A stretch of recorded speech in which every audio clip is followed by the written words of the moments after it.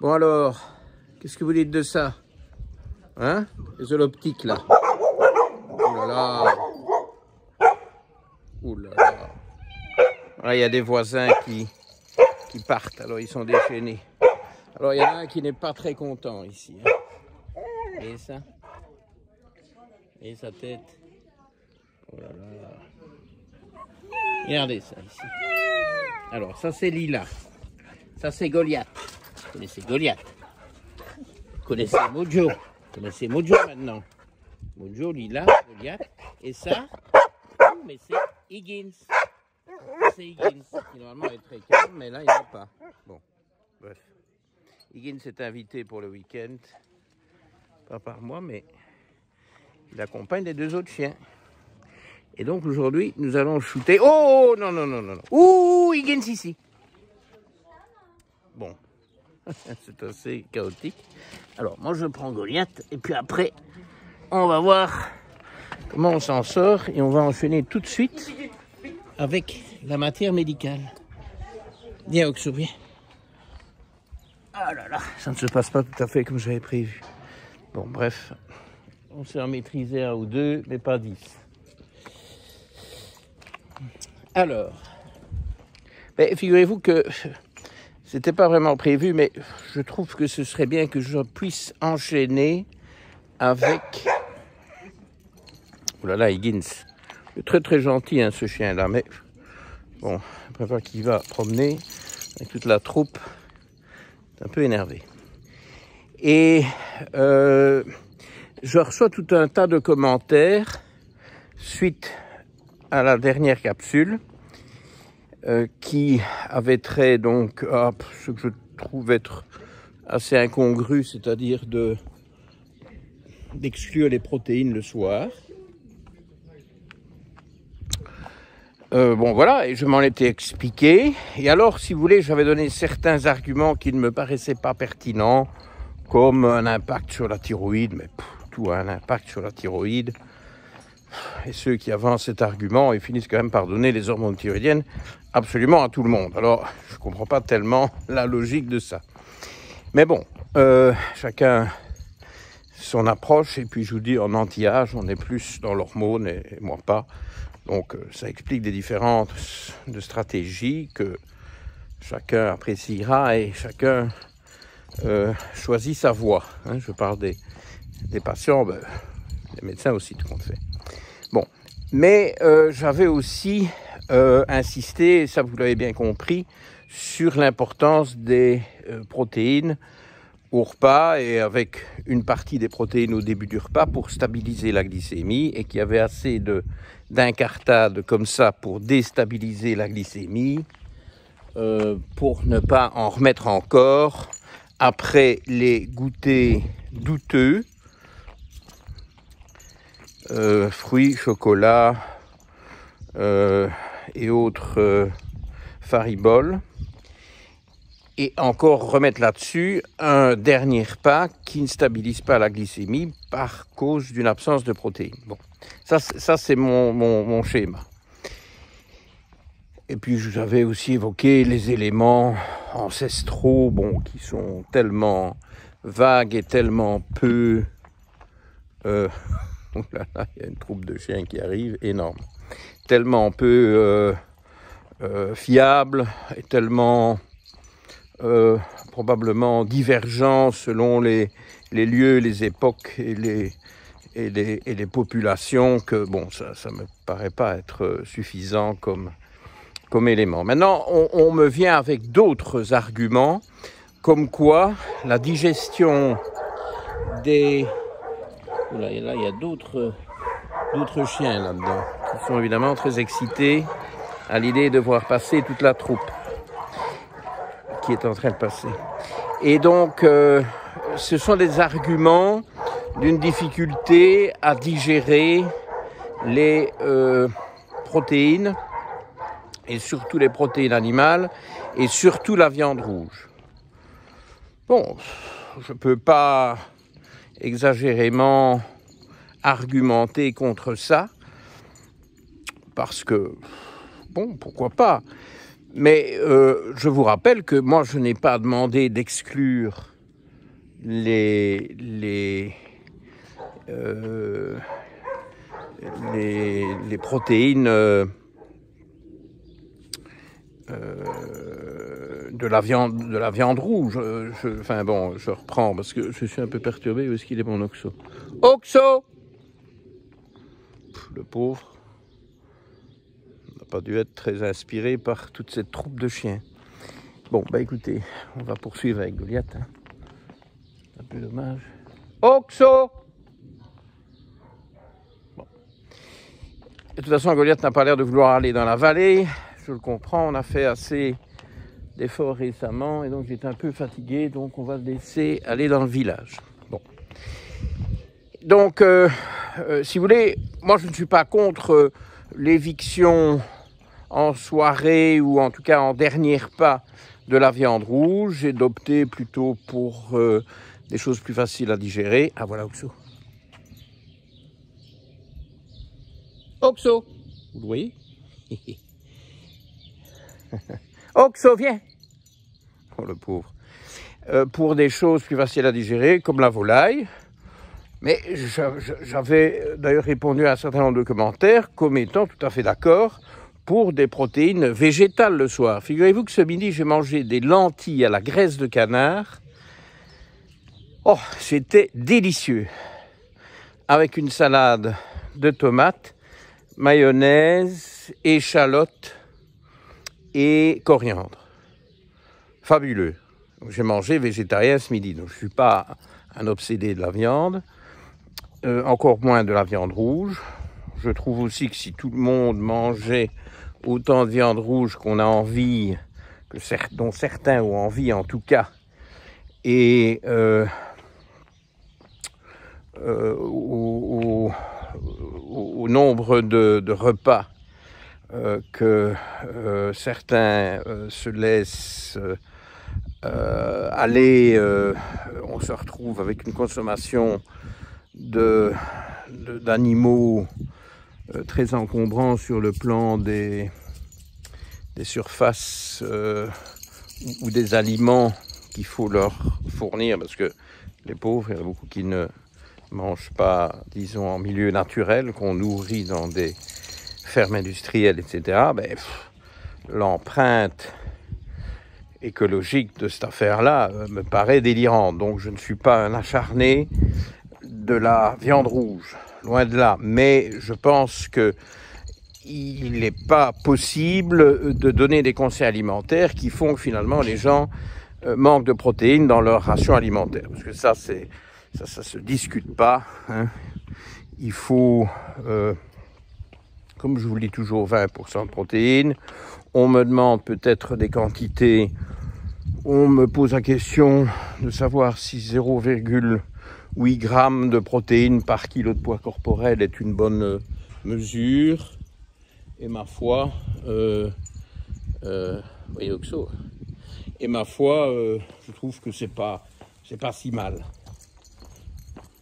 1 gramme, 0,8 grammes, 1 gramme par kilo de poids corporel. J'essaie d'orienter Goliath vers ce chemin-là pour qu'Oxo puisse suivre. Allez, non, on ne monte pas par là, on va par là. Bon, tout ça est bien.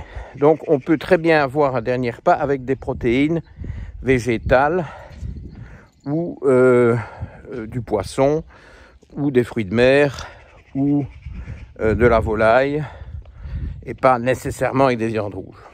Si ça vous aide. De toute façon, celui qui digère bien le soir une viande rouge, je ne vois pas pourquoi on l'empêcherait. On me parle de sommeil. J'insiste sur l'intérêt d'avoir un dîner relativement tôt. Ah, j'ai oublié de donner la date avec cet affolement de chiens. Donc nous sommes le 7 mai et il est 19h30. Et donc je suis tout à fait obstiné, braqué sur l'importance de manger suffisamment de protéines. Et alors, ce que j'ai peut-être pas suffisamment souligné, On me l'a fait remarquer aussi dans tous ces commentaires. Donc cette vidéo, c'est un peu la suite, si vous voulez, de la précédente, des flots de commentaires qui en ont résulté. C'est que cette abstinence de protéines au dernier repas, avec laquelle je ne suis pas d'accord, quand il y a jeûne intermittent assez rigoureux et que les gens, comme c'est d'ailleurs mon cas, s'organisent autour de 2 repas par jour. Si un des 2 repas est dénué, le second repas est dénué de protéines, avoir toutes ces protéines sur le premier repas, ça me paraît aberrant. Alors que je persiste à dire que se nourrir avec 2 repas par jour dans une fenêtre de 8 heures, ben c'est quelque chose de tout à fait correct et sain. On ne vient pas aux bodybuilders qui ont des prises plus fréquentes avec beaucoup plus de protéines et tout ça. Nous ne sommes pas dans le bodybuilding. Okay, donc chaque chose à sa place. Ici, je parle pour monsieur tout le monde. Et je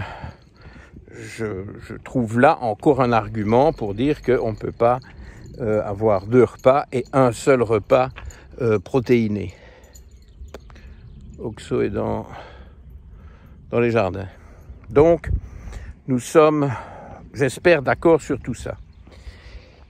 Et si vous voulez, j'ai bénéficié en plus cette semaine de la lecture via un collaborateur qui se reconnaîtra, Eric, qui nous fait des fiches de lecture qui sont bien faites, il consacre beaucoup de temps à ça, et j'en remercie, j'en profite pour le remercier. D'ailleurs, je pense qu'il faudrait que je les fasse mettre sur un de nos sites internet, hein, pour que vous puissiez en bénéficier. Bon, enfin, il n'est pas toujours tendre, enfin, il essaie d'être objectif en fonction de ce qu'il connaît. Personne ne connaît tout et chacun a ses opinions. Et alors, il m'a fait une fiche de lecture. Alors, figurez-vous que je l'ai imprimée. Voilà. Je vais pas vous donner de nom, hein, parce que, bon, je ne veux pas non plus indisposer les gens. Mais alors, ceci a trait aux combinaisons alimentaires. Alors, si vous voulez, j'ai abordé dans mes dernières capsules brièvement, et on en a parlé aussi dans nos webinaires. Je crois qu'on va en reparler parce qu'il y a un webinaire sur les régimes alimentaires qui est prévu la semaine prochaine. On a déjà parlé des dissociations alimentaires. Bon, ben ici, il s'agit de combinaisons alimentaires. Bon, ce qui parfois est synonyme, hein, parce que ici, dans les combinaisons, on impose des dissociations. Donc voilà, c'est un ouvrage grand public de 176 pages, 176 pages. Alors, bon, je dis grand public, je ne suis pas certain que c'est présenté comme tel, mais c'est forcément grand public, parce qu'il y a, en tout et pour tout, 5 références scientifiques. Donc il y a des tonnes de principes alimentaires, de conseils pour s'alimenter bien, qui sont énumérés au fil des 176 pages, mais il n'y a que 5 références scientifiques. Bon, autant vous dire qu'il n'y a pas grand-chose qui est étayé par des publications dignes de ce nom. Alors, il y a des allusions aux médecines orientales, à plusieurs reprises. Bon, très bien, pourquoi pas. Moi, je ne suis pas du tout contre les médecines orientales, sauf que je ne les connais pas, que je ne me mêle pas d'en parler, de donner des avis, mais je suis parfois soigné, ou j'ai été soigné au cours de cette vie, pas encore longue, mais qui commence à sérieusement s'allonger par tout un tas d'approches orientales, que ce soit de l'acupuncture, que ce soit des massages chinois très poussés, très spécifiques à Londres, que j'appréciais beaucoup, qui me faisaient beaucoup de bien. Et je vous en passe, c'est des meilleurs. Et donc, je ne peux pas me plaindre de ce genre de référence, mais si vous voulez, dans ce livre, c'est évoqué, mais sans aucune précision, sans aucun détail. C'est comme ça, c'est une espèce d'aura orientale, asiatique, qui fait passer des concepts, mais sans du tout les creuser, sans la moindre spécification, justification, si ce n'est de référer à la médecine ayurvédique ou autre. Bon, quand même un peu léger. Alors, si vous voulez, un des grands principes sur lequel ce livre se base, ce serait sur le fait que nous avons perdu deux familles ou deux espèces. Je crois que c'est des familles, oui, c'est des familles de bactéries dans notre microbiote intestinal. Et que donc, on ne peut pas manger ce que mangeaient nos ancêtres, et qu'une alimentation de type paléolithique serait catastrophique pour nous parce qu'elle serait pro-inflammatoire à cause de la perte de ces deux familles de bactéries. Why not? Mais, et c'est ça que je veux vous parler de ce genre de pseudo-référence scientifique. Ça a l'air scientifique, ça, pour monsieur, madame, tout le monde. Hein, ça a l'air sérieux. Ah oui, il nous manque deux familles de bactéries. Mais lesquelles? Lesquelles, c'est pas mentionné. Alors, on pourrait très bien ne pas les mentionner parce que c'est peut-être pas agréable de venir avec des noms latins ou des noms scientifiques compliqués. Mais il n'y a pas non plus de référence scientifique qui renvoie vers des articles qui établiraient que nous avons perdu ces deux familles de bactéries. Qu'est-ce que vous en pensez? Avec tout ce que je vous dis au fil des vidéos et parfois les séances à mon bureau, on va refaire bientôt parce que j'ai des articles à partager, mais avec finalement tout ce que je vous raconte au fil des semaines, est-ce que vous acceptez ce genre de statement? Bon, alors un mot anglais, je ne retrouve plus les mots français. Est-ce que vous acceptez ce type de déclaration sans même préciser de quelle bactérie il s'agit et sans la moindre référence scientifique? Ben non. Je suis désolé. C'est peut-être intéressant, mais il faut m'en dire plus pour commencer à regarder un peu plus loin. Sans aucune précision, moi je veux même pas en entendre parler. Alors vous me direz, je vous en parle. Mais je vous en parle justement pour que vous n'en parliez pas. Ok? Non, c'est pas correct, c'est pas sérieux. Bon alors, si vous voulez, vous voyez le ton maintenant, hein. Voilà. L'alimentation paléo, l'assurance de développer une inflammation du microbiote, des ballonnements et de la rétention d'eau. Loin de moi l'idée de dire que l'alimentation paléo est une panacée. La diète paléo, je suis pas pour les diètes d'aucune sorte, stéréotypées comme ça, c'est un protocole, ça me convient pas du tout. Mais bon, incontestablement, il y a des patients qui viennent à moi pour diverses raisons, qui suivent une alimentation de type paléo, qui ont donc changé par rapport à ce qu'ils mangeaient avant, où ils se bourraient de pain et de pâtes, et qui s'en trouvent infiniment mieux. Danger. Bon, je vais quand même lui mettre une laisse. Nous sommes sur la grande route du village, ce qui est possible vu que nous n'avons pas d'accompagnateur, juste Goliath et moi. Goliath, viens, on va mettre la laisse parce que c'est dangereux ici. On va pas prendre de risques, hein. C'est bien beau de tourner des capsules, mais pas à perdre mon chien, moi. Voilà. Ok. Il est en forme, le petit Goliath. Et donc, pourquoi affirmer, tu vois, c'est le protocole à l'envers. Il y a les tenants de l'alimentation paléo qui disent que c'est parfait pour tout le monde, ce avec quoi je ne suis pas d'accord. Et alors ici, il y a un livre qui vous dit que l'alimentation paléo va systématiquement donner de l'inflammation du microbiote et de l'écosystème intestinal. Bon, et c'est tout va dans le même sens, hein, parce que là-dedans, il y a aussi l'inverse de ce dont nous avons débattu la semaine dernière. Oula, ça c'est le camion qui vient chercher tous les soirs Luxlait, le lait des vaches. Eh oui, la campagne, hein. Et ici, c'est ici que je prends mes œufs. Quand notre centre de Velleroux, où il n'y a que 3 poules, ne donne pas assez d'œufs, je vais chercher mes œufs ici. Vous voyez les petites poules là dans le fond? Vous les voyez? Ils sont sympas, hein? Très bon, les œufs sont bien, bien frais, et les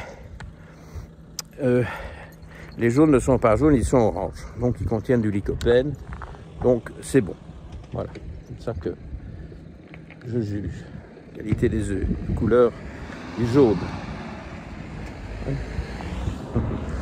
Ils connaissent puisque je vais chercher mes œufs là-bas. Enfin, pas tous mes œufs. Bref. Donc, exactement l'inverse de ce que je disais la semaine dernière, ou de ce que j'attaquais la semaine dernière.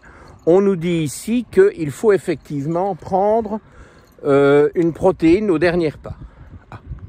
On nous dit ici que, en fait, le repas où il est difficile de digérer des protéines, c'est celui de midi. Bon, il y a une malédiction. Ceux qui n'aiment pas les animaux, ils sont servis parce que voilà, maintenant un chat. Je ne le fais pas exprès, je sais pas, c'est l'ironie, c'est la revanche de l'agent animal sur l'agent humaine. Vous voyez, ça c'est le village principal. Vous pouvez le voir en luxembourgeois. Knapouchent. Vous voulez que je vous dise tout, une petite confession? Dans la région, il y a comme une légende, comme une rumeur, que les habitants de Knapouchent sont un peu demeurés, sont un peu idiots. Ça remonte à des temps anciens. C'est pour ça que moi je préfère dire que j'habite à Kleinoscheid qu'à Knapouchent. Kleinoscheid étant la petite partie basse de Knapouchent. Voilà, je vous ai tout avoué. Vous allez pouvoir envoyer des colibés avec ça, ça fera plaisir peut-être à certains pour se défouler un peu de toutes les attaques que je mène incessamment. Enfin bon, je les mène aussi dans une certaine bonne foi pour aider un maximum de gens, et puis personne n'est obligé ni de me croire, ni de me suivre. Et il y a, j'espère, place pour différentes opinions, et pas subir le diktat de la pensée unique. Hein? Bon, donc calmons-nous et essayons de faire avancer les choses. Ce que je dois encore vous dire ici, peut-être, regardez mes notes rapidement, mais c'est pas évident avec Goliath, qui évidemment on a de cesse d'aller sur la grande route, bien entendu. Alors, voilà les choses qu'on lit. Les bonnes combinaisons alimentaires amélioreront la digestion et restaureront votre microbiote s'il est déficient. Bon, je vous dis, il y a des promesses comme ça, hein, des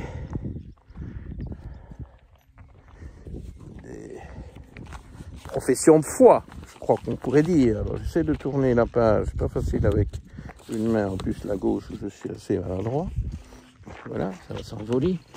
Alors, il y a un dernier passage que je dois vous lire parce que ça tourne un peu au chaos, mais pas grave, hein. On peut vous distraire aussi. Alors, ben, c'est dans la conclusion. Bon, il faut. Je vous lis. Alors ça, c'est du quote unquote, hein, en anglais. Donc, ouvrez les guillemets, fermez les guillemets. Bien associer nos aliments induit une absorption correcte et lente du sucre, mais bien combinée de bons aliments, non raffinés, non modifiés. Bon, pour ça, non raffinés, non modifiés, bon, je suis pas contre. Entraîne un fonctionnement optimal de l'organisme pour retrouver une activité normale, saine et équilibrée de notre organisme. C'est littéral, hein, c'est entre guillemets, hein, je cite, bien associer les aliments induit une absorption correcte et lente du sucre, mais bien combiner de bons aliments entraîne un fonctionnement optimal de l'organisme. Qu'est-ce que ça veut dire? Alors, s'il vous plaît, en commentaire de cette capsule YouTube, si vous avez compris ce que ça veut dire, expliquez-moi. Moi, je ne comprends pas. Je vous l'ai lu 2 fois. Je ne comprends pas ce que ça veut dire. Donc voilà, la conclusion de tout ça, c'est qu'il faut se méfier un peu des livres. Vous voyez? Moi, on me dit, ah oui, mais j'ai lu que...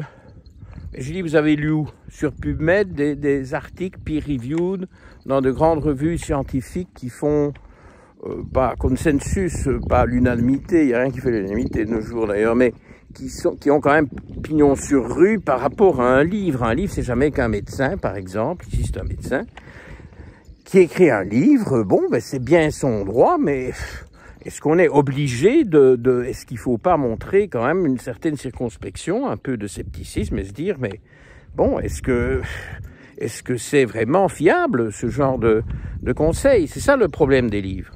Et alors, si vous voulez, ici, on vous dit que c'est à midi qu'il ne faut pas manger de protéines parce que c'est difficile ou en tout cas que c'est le repas qui apporte le plus de difficultés de digestion et que donc là, il faut faire attention que si on termine le repas de midi par du chocolat, on a nécessairement une fringale 2 à 3 heures après. Totalement farfelu. Bon, évidemment, s'il n'y a pas de protéines au repas de midi, bon là, effectivement, il va y avoir des fluctuations de la glycémie et donc des fringales après. Oui, c'est vraiment tout et n'importe quoi. Il faut qu'on mette un peu d'ordre là-dedans. Méfiez-vous de livres qui ne vous fournissent pas les références scientifiques. Je vous rappelle quand même que mon livre sur l'écosystème intestinal que j'ai écrit il y a 20 ans, il y avait déjà à l'époque 1350 à peu près, j'oublie chaque fois le nombre exact, références scientifiques sur 512 pages. Donc là, il y avait de la référence scientifique, c'était tout extrait de PubMed. Et c'était il y a 20 ans. Donc, de nos jours, c'est indécent d'écrire des livres sans référence scientifique. Même de faire des conférences, faire des diaporamas, des PowerPoint sans référence scientifique, ça ne tient pas fort la route. Et puis, bon, écoutez, il me reste 1 minute. Je vais vous donner un bon conseil, un très bon conseil. Tous ces grands principes qu'on vous donne sur l'alimentation, une méthode miracle qui est bonne pour tout le monde, eh bien, aucun ne tient la route. Pourquoi? Parce qu'il n'y a rien qui convient à tout le monde. Il faut absolument personnaliser et donc faire des tests pour savoir quel est le régime qui convient à qui. Donc dès que vous voyez ça c'est bon pour tout le monde, des formes de protocole alimentaire miracle, parce qu'on vous vend du miracle, eh bien c'est faux. C'est faux. Et si vous avez retenu ça de cette vidéo un peu chaotique aujourd'hui, eh bien je serai très content. Ok? Allez, vous avez vu assez d'animaux comme ça, je ne vous en montre plus. À vendredi prochain. Merci beaucoup de votre fidélité.